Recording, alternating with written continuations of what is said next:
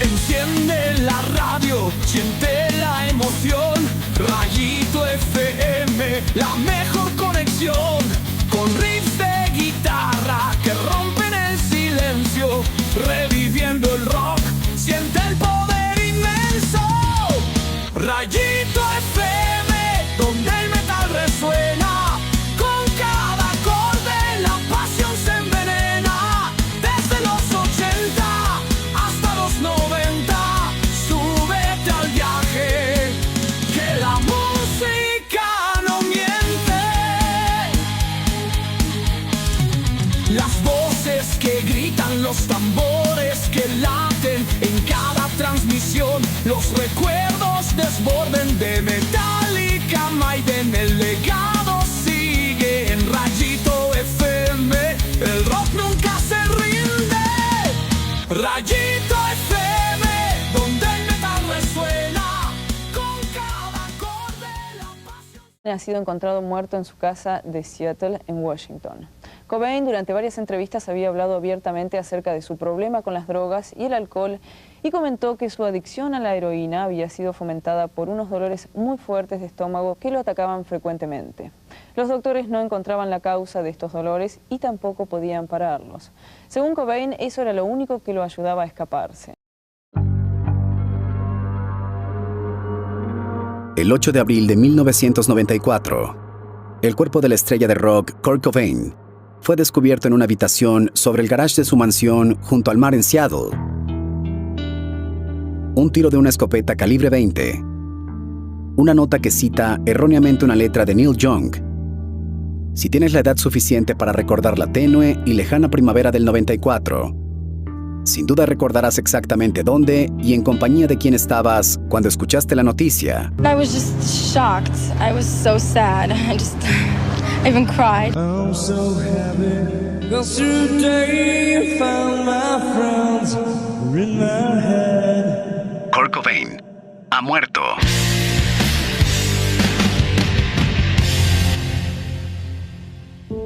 A más de 20 años, la partida de un gran ídolo musical se convirtió rápidamente en uno de los mitos más grandes de la música. Kurt Cobain. I think we're just easy scapegoats. It's just, it started with something and then, people just pick up on it and carry it along. We turn into cartoon characters. Historias oscuras del rock. En Rayito FM, hoy la muerte de la música Kurt Cobain. estadounidense. Durante un periodo breve pero memorable, a principios de la década de 1990. El grunge, también conocido como el sonido de Seattle, por el característico clima de aquella ciudad, donde el frío y la lluvia evocan un sentimiento apagado, reflejado en su sonido, atrajo rápidamente la atención de la prensa, que a su vez atrajo a la industria discográfica, que estaba hambrienta de nuevos actos de rock.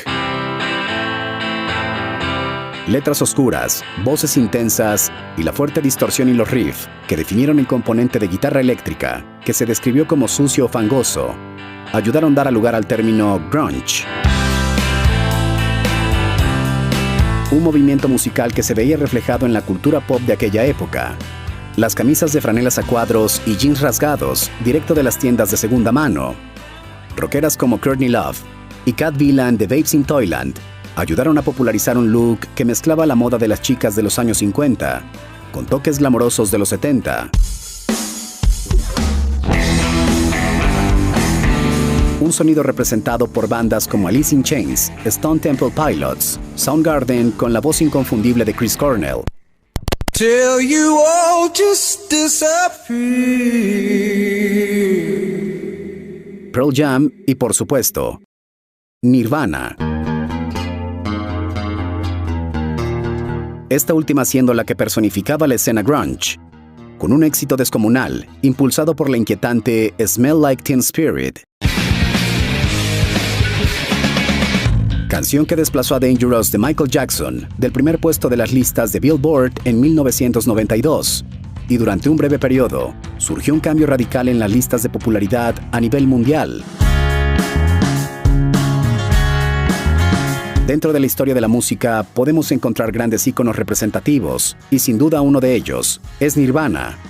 Formados en Seattle en 1987, una banda que prácticamente sin ayuda catapultaron la música alternativa a la corriente principal, cuando su segundo álbum, Nevermind, tomó a la industria de la música por sorpresa y puso de cabeza a la cultura popular con su lanzamiento en 1991.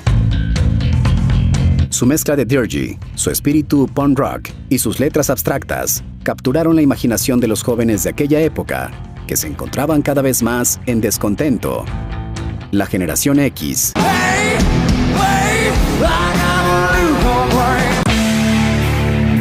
La formación más conocida de Nirvana estaba formada por el cantante y guitarrista Kurt Cobain, el baterista Dave Grohl y el bajista Chris Novoselic. Hello, I am Chris. Hello, I am Kurt. And I'm Dave. And we are Nirvana, the band you see on TV too much. Change the channel.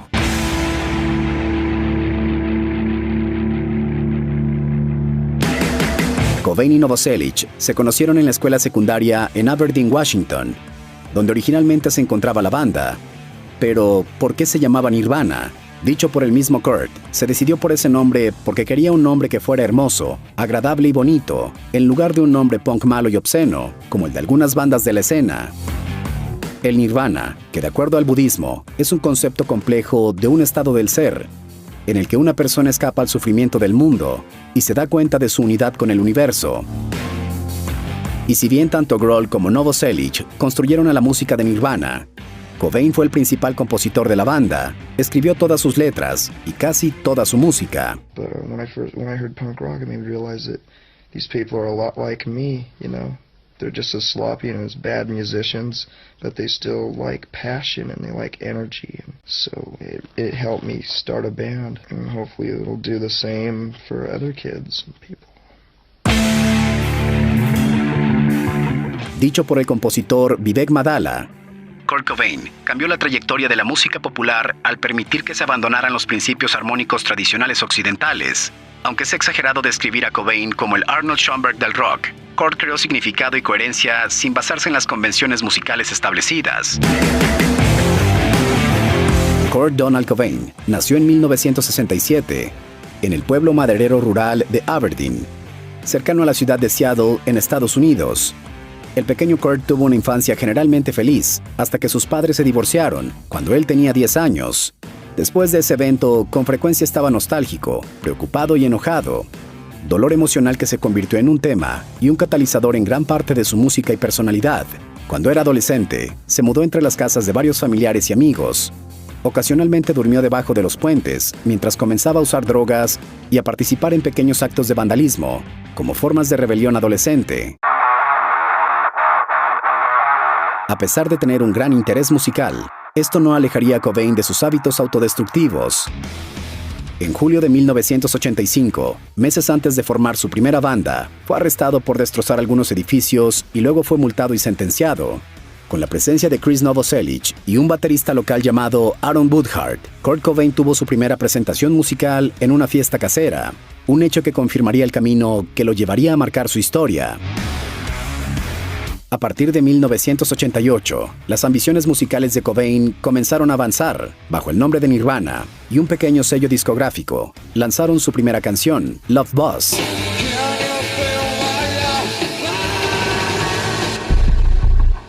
A medida que la banda avanzaba, 1990 se convirtió en un año fatídico para su líder y el resto de la banda.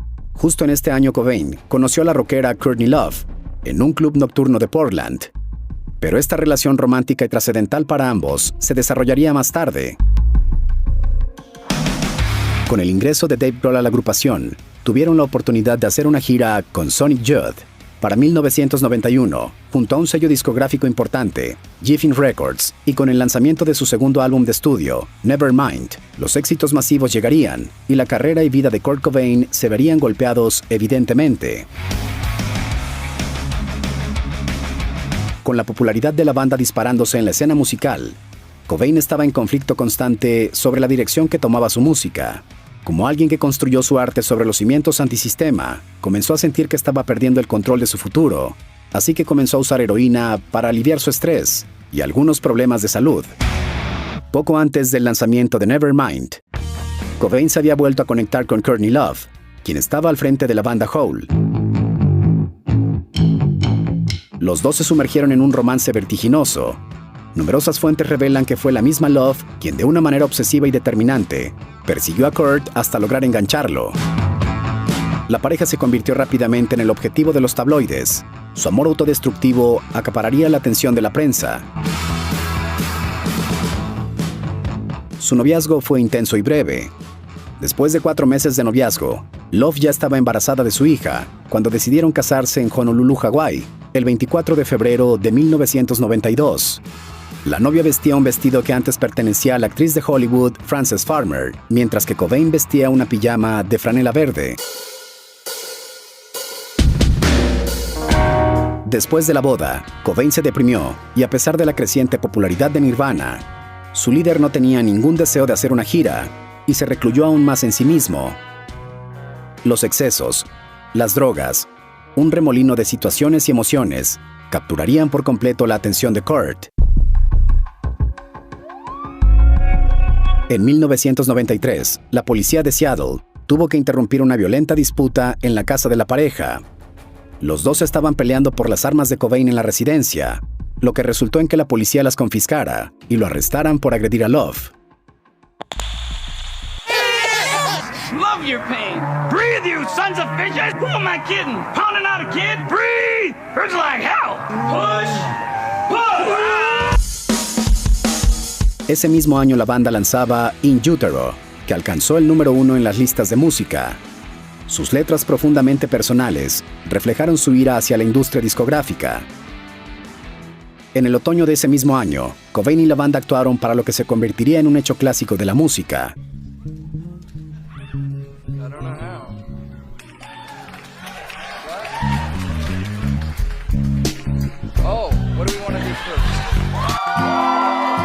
El MTV Unplugged de Nirvana, en la ciudad de Nueva York, un show que para sus integrantes sería un fracaso, pero resultó todo lo contrario.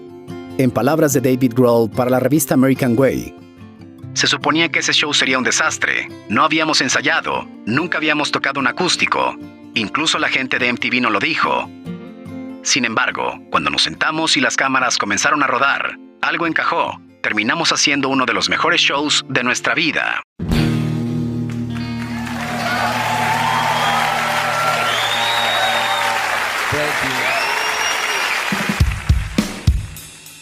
Seguido, realizaron una gira por Europa. Mientras esto ocurría, Cobain se tomó un tiempo para pasar tiempo con Love y su hija Frances. Cabe resaltar que en el transcurso de sus últimos años, Cobain intentó mantenerse limpio en distintas ocasiones, manteniendo una lucidez y una sobriedad que se resaltaba en sus entrevistas. I have a goal now, you know, I have a child to raise, and so that gives me more reason to want to live. Pero su lucha contra la fama, su malestar por ser el centro de atención, se vio exacerbado por sus adicciones. Incluso cuando su hija Frances Beam nació en agosto, había considerado brevemente dejar la banda para poder concentrarse en la paternidad. Pero no lo hizo, y a pesar de sus buenas intenciones, tampoco pudo dejar sus hábitos de las drogas. Para él su vida se mantenía en lo cotidiano como la de los demás, e incluso le sorprendía cómo siempre trataban de caricaturizarlo, ponerlo en un escenario que no le correspondía, como si fuera un chivo expiatorio. Era una bomba de tiempo andante y nadie podía hacer nada al respecto, dijo el manager de Nirvana, Danny Goldberg, a Rolling Stone. El presagio más siniestro del trágico final de Cobain ocurrió en marzo de 1994. Habiendo interrumpido la gira europea de Nirvana, que concluiría en Dublín, Cobain absorbió la abstinencia de heroína, voló a Roma. Allí tomó una sobredosis de champán y medicamentos para dormir. Su esposa dormía a su lado. Su hija pequeña, Frances, estaba con la niñera en una habitación contigua. Love se despertó alrededor de las 5:30 de la mañana y encontró a Cobain en el suelo. Ella no podía despertarlo. Tras ser trasladado de urgencia al hospital, entró en un coma temporal, mientras los médicos le limpiaban el estómago. Su sello discográfico afirmó que Cobain estaba automedicándose para el dolor de espalda, sufrió una sobredosis accidental. Ahora se acepta generalmente que había hecho un atentado contra su vida. De vuelta en Estados Unidos, Cobain continuó en espiral. El 18 de marzo, Love llamó a la policía en su casa en Seattle y dijo que su esposo se había encerrado en una habitación y amenazaba su vida con un arma. La semana siguiente, después de una intervención donde Love amenazó con divorciarse y sus compañeros de Nirvana con disolver la banda, Cobain fue a Los Ángeles y se registró en la exclusiva clínica de rehabilitación de Exodus. Se quedó 2 días antes de fugarse escalando una pared de 6 pies. Pronto estuvo de vuelta en Seattle, siendo el centro de una persecución desesperada por parte de sus amigos y familiares. Sus más grandes demonios se apoderaban de Kurt. Sus familiares y amigos no supieron más de él. Algunos vecinos de la ciudad lo vieron merodear por las calles de Seattle los primeros días de abril, junto a una persona misteriosa que hasta hoy en día se desconoce su identidad. Su estado era malo, se le vio muy demacrado, ido, desarreglado. Parecía muy enfermo. Pese a las altas temperaturas, llevaba un abrigo largo y pesado. Ningún familiar ni conocido sabía nada de Kurt. Para ellos, estaba desaparecido. En estos días, Courtney contrató un investigador privado para dar con su paradero. Se denunció su desaparición. Nirvana se bajaba de Lollapalooza y en la prensa circuló el rumor de que la banda se disolvía.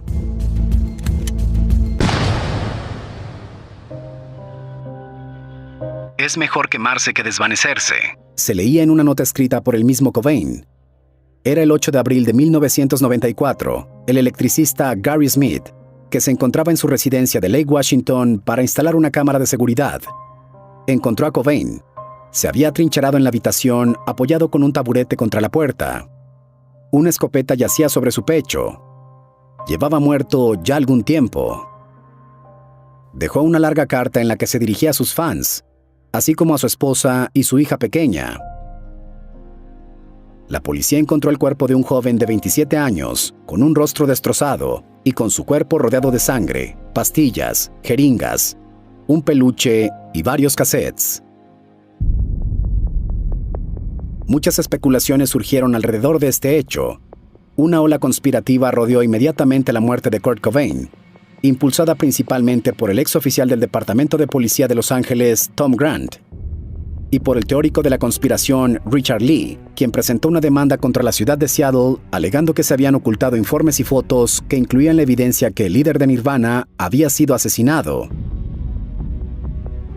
Su misteriosa desaparición, la excesiva cantidad de droga que se encontraba en su cuerpo y la poca información que se había publicado en aquel momento, levantó distintas teorías, donde varias de ellas señalaban incluso a Courtney Love como una de las implicadas en la muerte de Cobain. Hi, I'm Kurt Loder with an MTV News special report on a very sad day. Kurt Cobain, the leader of one of rock's most gifted and promising bands, Nirvana, is dead.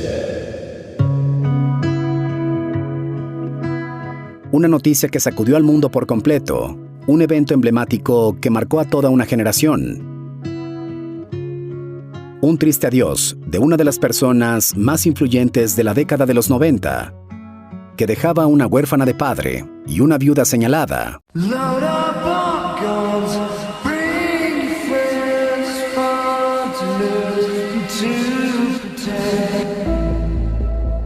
El ingreso de Kurt Cobain al famoso Club de los 27 genera muchas preguntas en el aire y un caso que misteriosamente no ha querido investigarse nuevamente.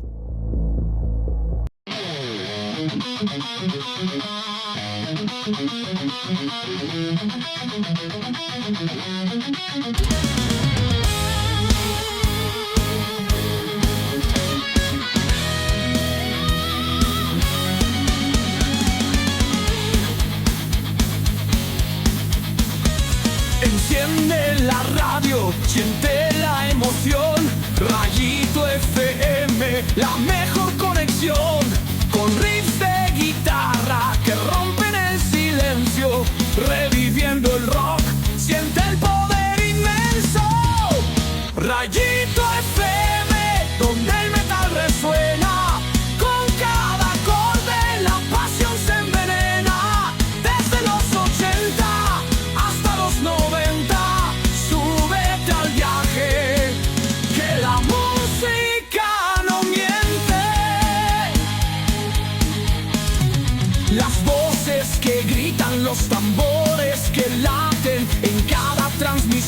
los recuerdos desborden de metal.